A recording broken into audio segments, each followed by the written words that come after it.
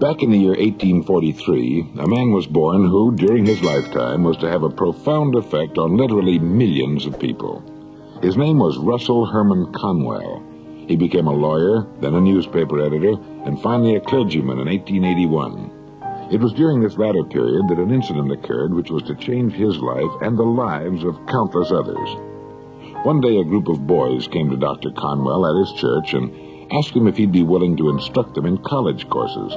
They wanted a college education, but lacked the money to attend. He told them he would do all he could, and as the boys left, a thought, an idea began forming in Dr. Conwell's mind.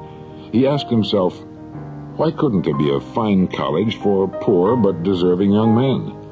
Here was a great idea, and he went to work on it at once. Almost single-handedly, Dr. Conwell raised between $6 and $8 million with which he founded the now well-known Temple University of Philadelphia. He raised the money by giving more than 6,000 lectures all over the country, and in each he told a story called Acres of Diamonds. This was a true story which had affected him very deeply, just as it affected his audiences. It was the account of a farmer who had settled in Africa. This farmer heard the exciting stories of other settlers who had made millions by discovering diamond mines. The farmer could hardly wait to sell his farm and search for diamonds himself. He spent the rest of his life wandering the vast African continent, searching unsuccessfully for the gleaming gems which brought such high prices on the markets of the world. Finally, in a sudden fit of despondency, broke and desperate as I remember the story, he threw himself into a river and drowned. During this time, the man who had bought his farm one day found a large and unusual stone in the stream which cut through the property. The stone turned out to be a great diamond of enormous value, and he then discovered that the farm was covered with them. It was to become one of the world's richest diamond mines. The first farmer had owned literally acres of diamonds, but had sold them for practically nothing in order to look for them elsewhere. If he had only taken the time and study to know what diamonds looked like in their rough state, and had first thoroughly explored the land he owned, he would have had the millions he sought right on his own property. What so profoundly affected Dr. Conwell, and subsequently thousands of others, was the obvious fact that each of us is, at this moment, standing in the middle of his own acres of diamonds. If we will only have the wisdom and patience to intelligently and effectively explore the work in which we are now engaged, we will usually find that it contains the riches we seek, whether they be financial or intangible or both. Before we go running off to what we think are greener pastures, let's make sure that our own is not just as green or perhaps even greener. You see, while we're looking at other pastures, other people are looking at ours. There is nothing more pitiful to my mind than the person who wastes his life running from one thing to another like the first farmer, forever looking for the pot of gold at the end of the rainbow, and never staying with one thing long enough to find it. For no matter what your goal may be, the road to it can be found somewhere in the work in which you now find yourself. It wasn't until he was completely paralyzed and forced to reach into the resources of his mind that a Wisconsin farmer got the idea of producing exceptionally good meat products on his farm, and one of the country's largest meat-packing companies was born. His farm contained acres of diamonds, too. He had just never seen them before. An insurance man got the idea of going back to all the people in his files and really working with them, serving them the way they should be served. That year, he wrote an additional $700,000 of insurance, entered the $1 Million Round Table, and found he no longer had to approach cold prospects. By working with the people he had already sold and on their referrals, he found acres of diamonds right in his file cabinet. A man out west amassed a fortune with a single small gas station. In the beginning, when things were tough, he would ask himself each morning, what can I do to increase my service to my customers? He still asks that question of himself each morning when he gets up, and while he could have retired years ago, a wealthy man, he continues to dominate the business in his area by thinking of new and better ways to be of service. Do you know what the so-called average man would have done in this last case? He would have been worried about how bad business was because in the beginning my friend had a hard time just feeding his family. When one day a man would have driven in the station in a big, shiny car, and this average man, seeing the wealthy customer, would have said to himself, I ought to be in his business instead of mine. You see, the average man believes some businesses are better than others, instead of realizing the truth that there are no bad businesses. There are just those people who do not know enough to see the opportunities in the work they're in.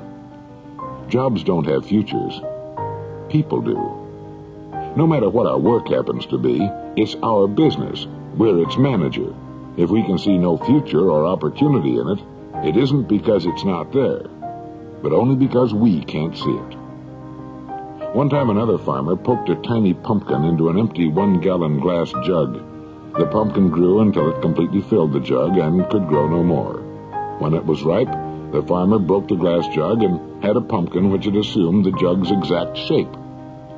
In life, each of us does a similar thing. We poke ourselves into jugs of our own selection, and we can grow no larger. But let's be mature enough to realize that it's we who do the poking, not the job, nor the company, nor the territory, nor the economy, nor the times. We do it.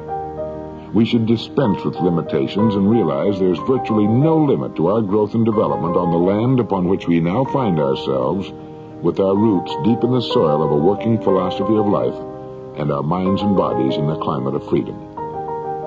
People who become outstanding at their work are those who have seen their work as an opportunity for growth and development, and who have prepared themselves for the opportunities which surround them every day.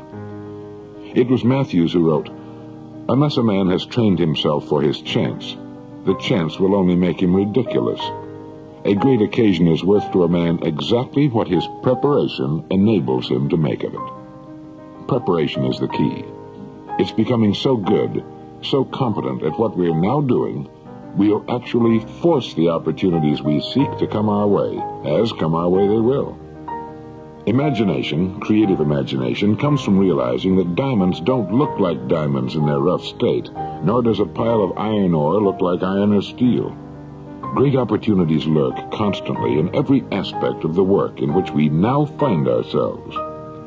In order to begin prospecting your acres of diamonds, start to develop a faculty called intelligent objectivity.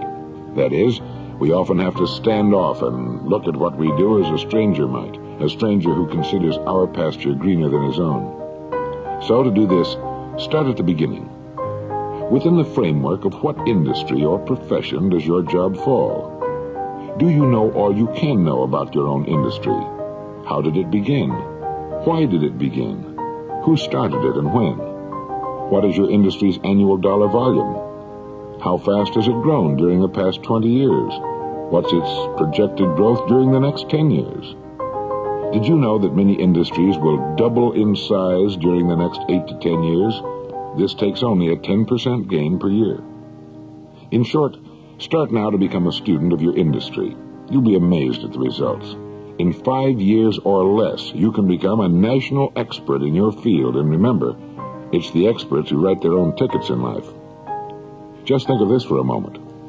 If you can see no limit to the growth of your industry, doesn't it make sense to realize that there's no limit as to how far you can progress within its framework? Surveys indicate that the great majority of people seem to look at their jobs as being as far as they'll go.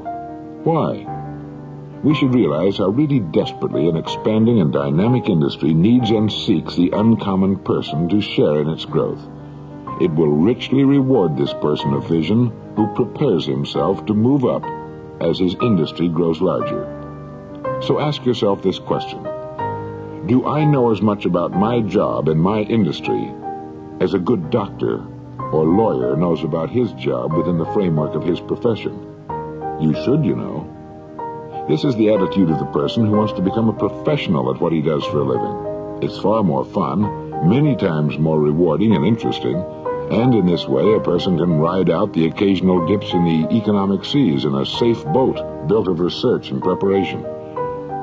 In order to become a pro in what seems to be rapidly becoming a world of amateurs, we have 3 important subjects to study. 1, our company and the industry in which it operates. 2, our job and perhaps the next step on that job. 3. The study of people, since successfully serving and getting along with people will determine our success or failure.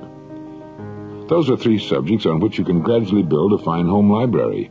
Your bookstore clerk will help you find the right books if you will tell him what you want to know. Frequently, all you need in order to make an enormous improvement is simply a reminder of things you've known but have forgotten. Perhaps this study and research on your job, your industry, and ways of increasing your service to others sounds like a big job.